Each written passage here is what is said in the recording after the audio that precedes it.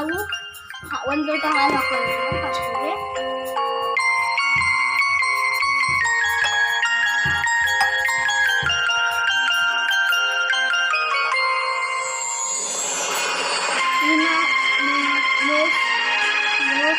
ಫ್ಲೇಮಲ್ಲಿ ಇಟ್ಕೊಂಡು ಕುದಿಸ್ಕೊಳ್ಳೋಣ.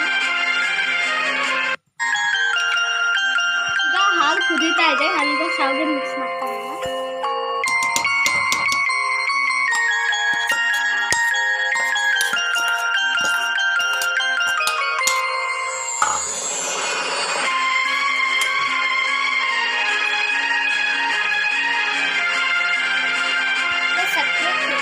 ನಾವೀಗ ಫೈನಲ್ ಆಗಿ ಗೋಡಂಬಿ ದ್ರಾಕ್ಷಿನ ಫ್ರೈ ಮಾಡ್ಕೊಂಡಿದ್ದು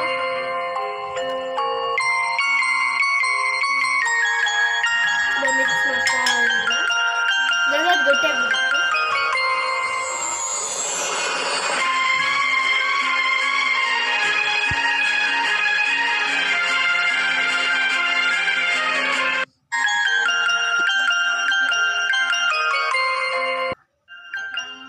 ಈಗ ನಾವು ಇದನ್ನ ಲೋ ಫ್ಲೇಮಲ್ಲಿ ಇಟ್ಕೊಂಡು ಕುದಿಸ್ಕೊಳ್ತಾ ಇದ್ದೀವಿ. ನಾನೀಗ ಲವಂಗ ಮತ್ತು ಏಲಕ್ಕಿನ ಪುಡಿ ಮಾಡಿ ಇಟ್ಕೊಂಡಿದ್ದೀನಿ. ಈಗ ನಾನು ಅದಕ್ಕೆ ಹಾಕ್ತೀನಿ.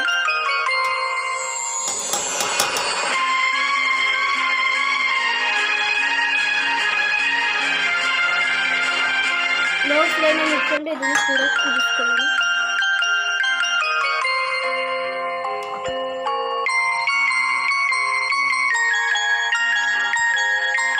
ಕುದಿಯಕ್ಕೆ ಬಿಡ್ತಾ ಇದ್ದೀನಿ. ಈಗ ನಾನು ಸಕ್ಕರೆ ಹಾಕ್ತಾ ಇದ್ದೀನಿ.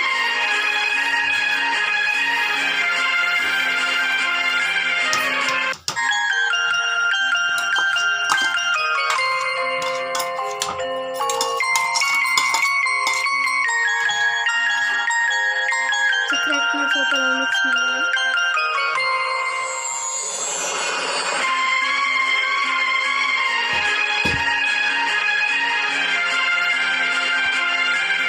ಪಾಯಸ ರೆಡಿ ಆಗಿದೆ ನೋಡಿ. ನೀವು ಕೂಡ ಇದನ್ನ ಮನೆಯಲ್ಲಿ ತಯಾರಿಸಿ ನಿಮ್ಮ ಮಕ್ಕಳಿಗೆ ಕೊಡಬಹುದು. ಮತ್ತೆ ನೀವು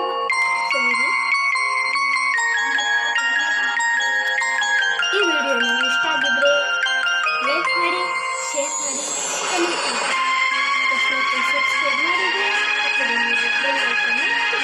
ಥ್ಯಾಂಕ್ ಯು.